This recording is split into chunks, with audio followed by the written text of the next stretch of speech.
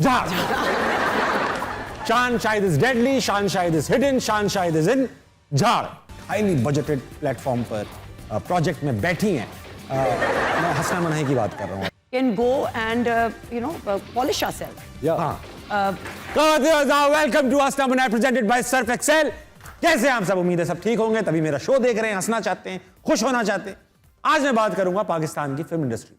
भाई पाकिस्तान की film industry में एक बड़ा खूबसूरत एक नया हवा का झोंका आया है। मौला जट, जिसने 200 करोड़ से ऊपर कमा लिए हैं, पाकिस्तानी सिनेमा की सबसे कामयाब फिल्म बन चुकी है, पाकिस्तानी इंडस्ट्री का एक उम्मीद की किरण बन चुकी है।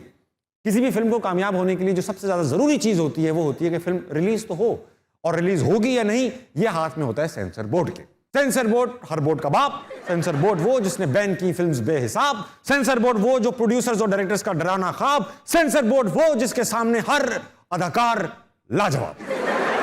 तो ख़वातीन और हज़रात, सेंसर बोर्ड वो बोर्ड है जो फिल्में देखता है और बताता है कि ये अवाम को क्या नहीं देखना है। इसमें से ये काम अवाम खुद भी कर सकती है, मगर अगर अवाम ये काम करने पे उतर आई तो सेंसर बोर्ड शायद खुद सेंसर हो जाए, नौकरियां चली जाएं इन लोगों की। सेंसर बोर्ड में जो ये मेंबर्स सिलेक्ट होते हैं, तो पूरी मूवी देखने वाले जो मेंबर्स होंगे वो कितने एक्साइटेड होते होंगे, मैं देखूंगा पूरी मूवी, मैं देखूंगा, क्योंकि वो देखते हैं और फिर कहते हैं ये मैंने देख लिया है, अब इसको काट दो, कोई और ना देखे। स्नैपचैट जो इस्तेमाल करते हैं ना लड़के, जो कहते हैं कि देख के डिलीट कर देना, मुझे लगता है सारे सेंसर बोर्ड में काम है। पाकिस्तान में कई मूवीज बैन हुई, मगर जो नुमाया मूवीज है उनका मैं जिक्र करना जरूरी समझता। 1973 में एक मूवी आई इंसान और गधा, जो बैन हो गए, क्योंकि गधों ने काफी एतराज उठाया कि हम फिल्मी मामलात में दखल अंदाजी नहीं करते, हम बिल्कुल फिल्मी नहीं हैं, इसलिए वो सेंसर बोर्ड ने जो है वो बैन कर दी। 1979 में फिल्म आई औरत राज, जिसमें यह दिखाया गया कि जेंडर रोल्स रिवर्स हो गए, खवातीन के मसाइल की अक्कासी की गई, मगर ये अक्कासी दो मर्द कर रहे थे, यानी वहीद मुराद और रंगीला साहब, जो खवातीनी कपड़े पहन कर ये कर रहे थे। फिल्म बोर्ड ने, सेंसर बोर्ड ने ये फिल्म बैन कर दी। शायद वो ये भी समझे हों कि ये औरत राज नहीं, औरत मार्च। 2016 में फिल्म आई मालिक, जिसमें दिखाया गया कि किस तरह एक मखसूस सूबे की हुकूमत जो है वो अपनी चलाती है और आवाम को दबाती है। तो उस मखसूस सूबे ने बेसिकली अपनी चलाई और फिल्म दबा दी। 2017 में शोएब मंसूर, जो पाकिस्तान के एक बहुत ही मकबूल प्रोड्यूसर क्रिएटर है, उनकी फिल्म आई वरना, जिसमें माहिरा खान को एक बार फिर उन्होंने कास्ट किया। उसमें दिखाया गया कि घर के अंदर किस तरह खवातीन के साथ ज्यादतियां होती है। क्योंकि घर की बात थी तो सेंसर बोर्ड ने कहा घर की बात घर में रहनी चाहिए, फिल्म बैन कर दी। 2021 में फिल्म आई जावेद इकबाल, जो पाकिस्तान के सबसे खतरनाक सीरियल किलर पे थी। इसको काफी इंटरनेशनल इनाम मिले, अवार्ड्स मिले, सीरियल किलर को नहीं, फिल्म को मिले, मगर फिल्म बैन कर दी। कुछ लोगों ने कहा कि भाई फिल्म को अडल्ट रेटिंग के साथ जो है वो रिलीज कर देना चाहिए, तो सेंसर बोर्ड ने कहा अडल्ट रेटिंग क्या होती है? फिल्मों की बात हो रही है, तो मैंने कहा कि मैं शायद सेंसर बोर्ड से रिक्वेस्ट करके देखूं, उनसे कुछ बात करके देखूं, शायद वो मान जाए। तो मैंने देखा कि चेयरमैन कौन है भाई सेंसर बोर्ड का, जिनसे बात की जाए। तो चेयरमैन साहब है मोहम्मद ताहिर हसन। हम उनकी वेबसाइट पे गए www.mohammedtahirhasan.com। तो हमने देखा कि वहां पर 15-20 ताहिर हसन साहब हैं। लेफ्ट पे ताहिर हसन साहब, राइट पे ताहिर हसन साहब, ऊपर ताहिर हसन साहब, नीचे ताहिर हसन साहब, ताहिर हसन साहब ही ताहिर हसन साहब। ताहिर हसन साहब, मैं आपसे रिक्वेस्ट करना चाहता हूँ कि जितनी पिक्चरें आपने अपनी वेबसाइट पर अपनी रिलीज की हुई हैं, कम से कम पाकिस्तान में उतनी तो फिल्में रिलीज होने दिया करें, ताकि हमारी इंडस्ट्री भी फल फूल सके। तो मैं बुलाने जा रहा हूं ज़रार की लीडिंग एक्ट्रेस को, आपकी भरपूर तालियों में। बहुत ही जल्दी इन्होंने बहुत बड़ा नाम कमाया, यह है हमारी गुड लक, क्योंकि बुलाने जा रहा हूं किरण मलिक।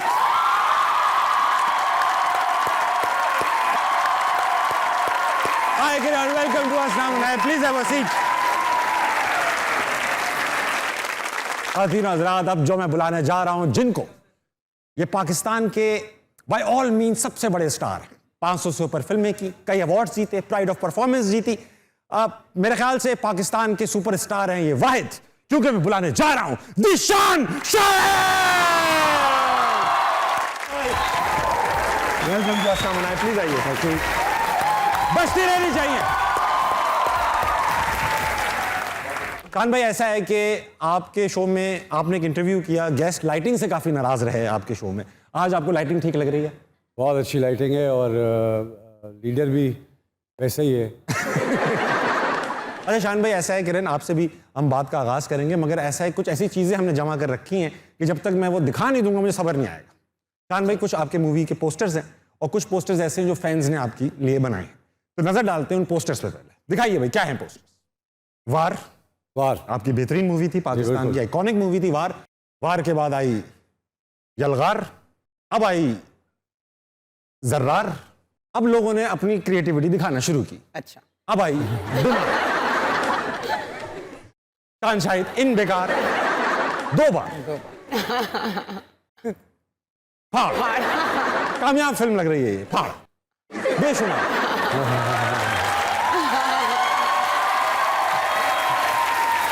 हाँ, शाहिद प्रेजेंट्स मार, और आखिरी है जहाज। Shahid is deadly, Shahid is hidden, Shahid is in झाड़।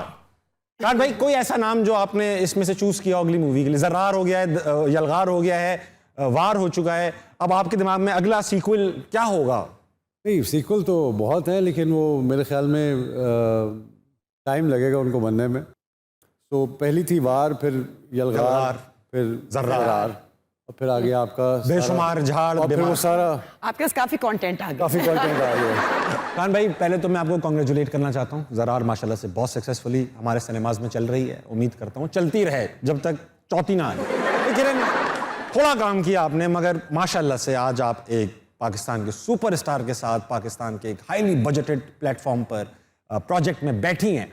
मैं हसना मनाही की बात कर रहा हूँ आप मेरे सामने। अच्छा, बताएं ना कैसा लग रहा है आपको? मैं डेब्यू फिल्म थी आपकी ये, जब आपने साइन किया तो ये आपकी डेब्यू फिल्म थी। बिल्कुल। माशाल्लाह जब रिलीज हुई तो नहीं रही डेब्यू फिल्म। ये आपका साइन बड़ा था या मूवी लेट रिलीज हुई है? नहीं, मेरा ख्याल है बीच में कोविड आ गया और बहुत सारी चीज़ें हो गई जिसकी वजह से फिल्म डिले हो गई थी। उसके बीच में मैंने एक और फिल्म साइन कर दी और फिर शान ने कहा कि पिंकी मैम साहब आपने, पिंकी मैम बहुत साहब जी, और वो पहले आ गई, ये बाद में आ गई, बट वो दोनों जॉनराज दोनों फ़र्क हैं। वो एक इंडी फिल्म है, ये एक बिग कमर्शियल फिल्म है, एक्शन फिल्म है। सो दोनों बिल्कुल फ़र्क हैं। पर शान ने मुझे सपोर्ट किया। शान ही हैं जो मुझे फिल्म की साइड पे लेकर आए, वरना मैंने एक्टिंग का सोचा भी नहीं था। तो all the credit goes to this man sitting beside me. Not at all. I think जान भाई, मैंने सुना कि खातून एक सेल्फी लेने आई थी। और बिल्कुल सही सुना आपने। सही सुना ना? किसी रेस्टोरेंट में आप लोग ये खाना खा रही थी, आप भी वहां बैठे बिल्कुल थे। बिल्कुल ऐसे ही हुआ। ये स्टार स्ट्रक हो गई, इन्होंने कहा शान, और फिर ये तस्वीर खिंचवाने आपके पास गई, और जो तस्वीर का रिजल्ट आया वो मूवी में है, मतलब ये मूवी में नजर आ रही है।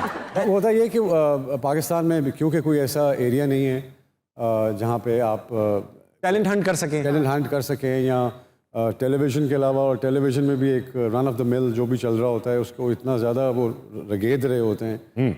मुझे लगा कि बहुत टैलेंट है पाकिस्तान में, बट उसको रिकग्नाइज़ करना, वो आपको गाहे बगाहे मिलते रहते हैं लोग, चाहे वो अच्छे गाने सिंगर्स हों।